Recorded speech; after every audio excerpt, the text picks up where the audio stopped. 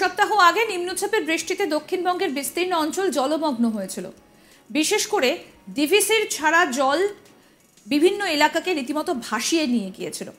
এখনো পর্যন্ত এই রাজ্যের বহু এলাকা জলমগ্ন হয়ে রয়েছে। এরই মধ্যে বঙ্গোপসাগরে আবার নতুন করে নিম্নচাপের সম্ভাবনা দেখা দিয়েছে, যা বুধবার থেকে দক্ষিণবঙ্গে ফের বজ্রবিদ্যুৎ সহ বৃষ্টি বয়ে আনতে পারে। আলিপুর আবহাওয়া দফতরের পূর্বাভাস বলছে, মঙ্গলবার 24শে সেপ্টেম্বর মধ্য পশ্চিম বঙ্গোপসাগরে একটা নিম্নচাপ অঞ্চল তৈরি হতে পারে। ইতিমধ্যেই মধ্য বঙ্গোপসাগরের ওপরে একটা ঘূর্ণাবর্ত সক্রিয় রয়েছে এবং যার ফলে নতুন নিম্নচাপের সৃষ্টি হচ্ছে বলে ধারণা করা হচ্ছে। ঘূর্ণাবর্ত এবং নিম্নচাপের মিলিত প্রভাবে দক্ষিণবঙ্গের একাধিক জেলায় বজ্রবিদ্যুৎ সহ বৃষ্টির পূর্বাভাস দেওয়া হয়েছে। মঙ্গলবার নদিয়া, মুর্শিদাবাদ, পুরুলিয়া এবং পূর্ব বর্ধমান বাদ দিয়ে দক্ষিণবঙ্গের অন্যান্য জেলায় হালকা থেকে মাঝারি বৃষ্টি হতে পারে। তবে বুধবার এবং বৃহস্পতিবার বৃষ্টির পরিমাণ বৃদ্ধি পাওয়ার সম্ভাবনা রয়েছে। বিশেষ করে দক্ষিণ 24 পরগনা, পূর্ব মেদিনীপুর, পশ্চিম বর্ধমান, পশ্চিম মেদিনীপুর, বীরভূম এবং মুর্শিদাবাদে ভারী বৃষ্টির সম্ভাবনা রয়েছে। এই সময় দুই মেদিনীপুর ও দক্ষিণ 24 পরগনায় ঘন্টায় 30 থেকে 40 কিলোমিটার বেগে ঝোড়ো হাওয়া বইতে পারে। এছাড়াও অন্যান্য জেলায় বজ্রবিদ্যুৎ সহ মাঝারি বৃষ্টির পূর্বাভাস রয়েছে।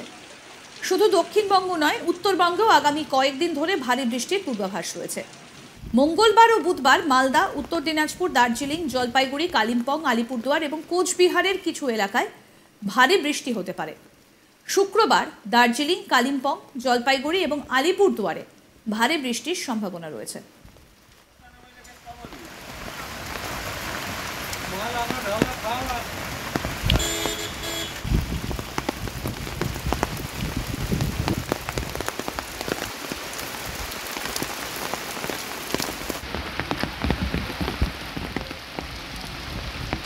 মঙ্গলবার সারাদিনই কলকাতার আকাশ মেঘাচ্ছন্ন থাকবে এবং হালকা থেকে মাঝারি বৃষ্টির সম্ভাবনা রয়েছে।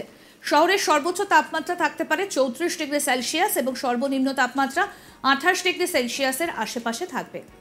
আলিপুর আবহাওয়া দপ্তরের তথ্য বলছে, বঙ্গোপসাগরের পশ্চিম, মধ্য এবং দক্ষিণ মায়ানমার উপকূল সংলগ্ন এলাকায় দুটি ঘূর্ণাবর্ত সক্রিয় রয়েছে। এছাড়া মৌসুমী অক্ষরেখা দক্ষিণবঙ্গের বেশ কিছু এলাকায় বিস্তৃত রয়েছে।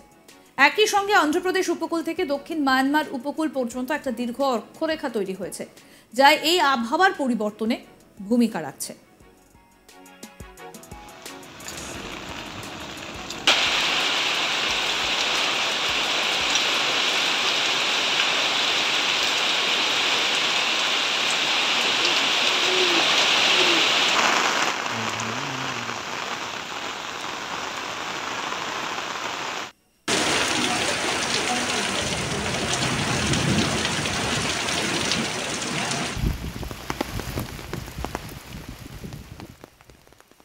সপ্তাহ আগে নিম্নচাপের বৃষ্টিতে দক্ষিণবঙ্গের বিস্তীর্ণ অঞ্চল একেবারে জলমগ্ন হয়েছিল।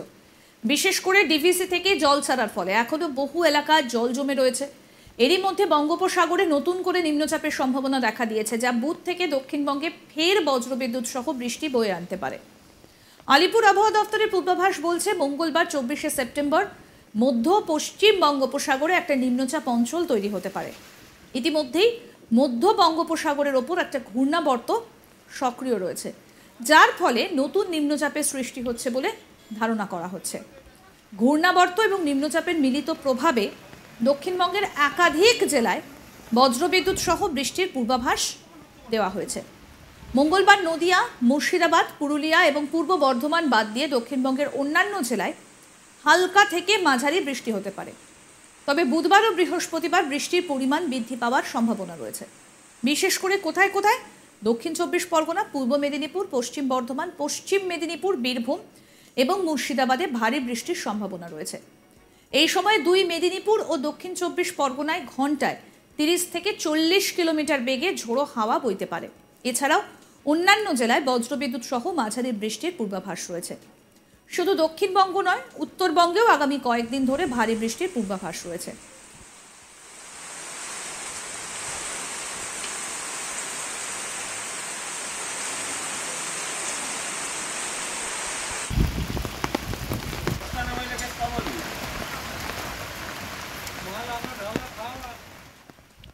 আরও আপডেট আপডেট পেতে দেখতে থাকুন আজ তাক বাংলার ইউটিউব চ্যানেল, সাবস্ক্রাইব করুন।